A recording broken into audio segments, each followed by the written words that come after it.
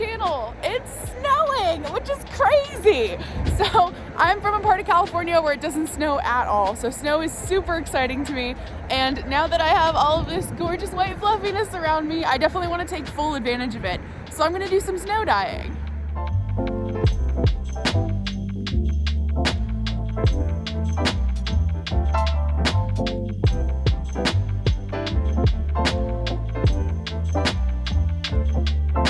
So dyeing with snow is actually super simple. You really don't need that many supplies at all. I'm gonna be using some soda ash and some powdered dyes from Dharma Trading Company. And the items that I'm gonna be dyeing today are a massive skein of cotton yarn and a really beautiful handmade cotton tablecloth that my mom brought back for me from Serbia.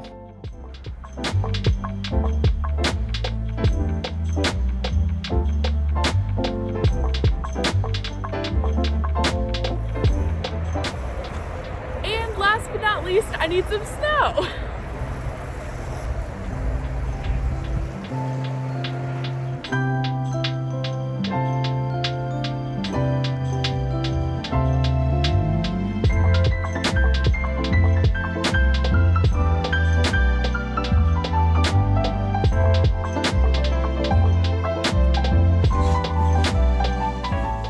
Welcome to my bathroom.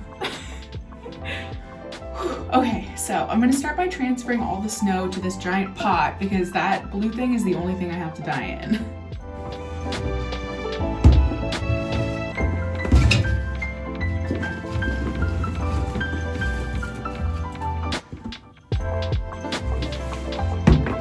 Perfect.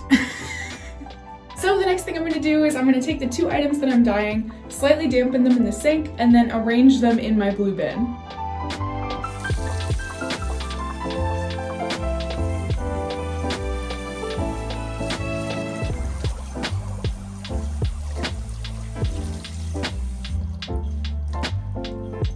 I decided that I wanted to give my tablecloth more of a tie-dyed look. So basically, I scrunched up the wet fabric with my hands to create a bunch of wiggles, hills, and valleys that will all be impacted differently by the dyes and should create a really fun effect.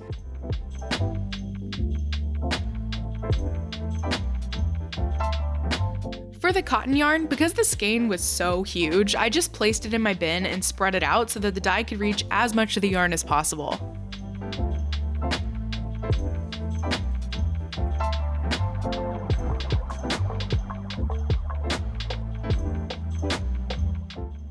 Now it's time to add the snow.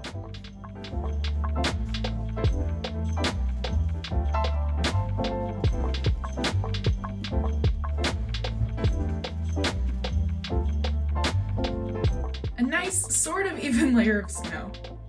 So these are the colors that I currently have in my Dharma dye collection, and I think today I'm going to start with Black Cherry and Razzle Dazzle, because that should give me some fun pinks and blues and reds, and it should look pretty cool.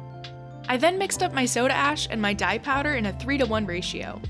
So basically that means I put 1 tablespoon of soda ash for every 1 teaspoon of dye powder. And I mixed both of these into an Old Spice jar for easy application. And I prepared 1 jar for each of my 2 dye colors.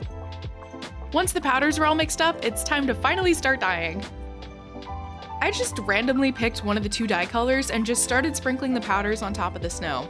There really wasn't any rhyme or reason to this. I just dusted one dye in a random wiggly line around the whole container, left some gaps, and then filled those in with the second color so they were both fairly equally distributed across the snow.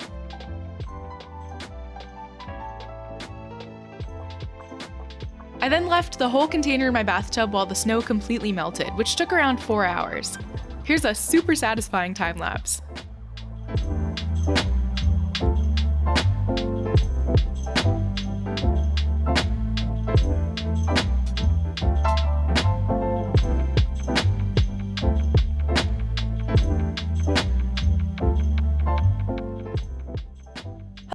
So I let the snow completely melt, and then I let the whole thing sit in the dye bath for an additional 24 hours. So it's now the next day, and I think it's ready to rinse out. It's looking really dark, and I'm trying not to worry about that. I'm hoping there's still some white spots hiding in there. First, I quickly rinsed each item with cold water just to get as much of the excess dye off as possible.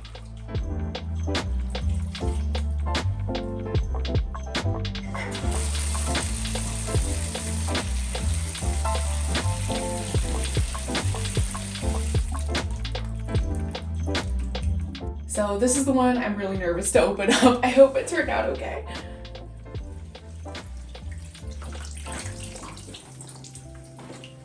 Ooh. Okay, that's really pretty. Let's get it rinsed out. I then washed them a little more intensely with Dawn dish soap until the color seemed to stop bleeding.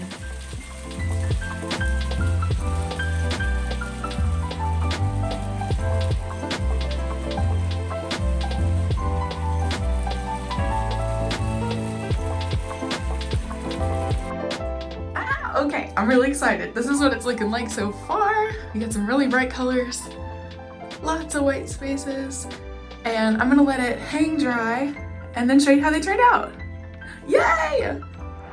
Literally all of the snow is gone except for this one patch. So that's what I'm gonna photograph on. I love how these turned out.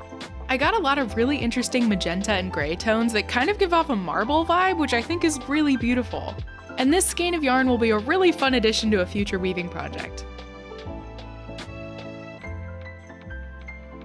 This method of dyeing is so magical because you never really know what you're gonna get, but it always seems to turn out perfectly, pretty much no matter what.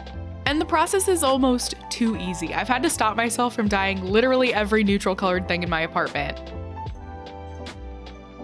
Anyway, that's the end of this video. Thank you so much for watching, and if you'd like to see some more of my textile related adventures, hit that subscribe button.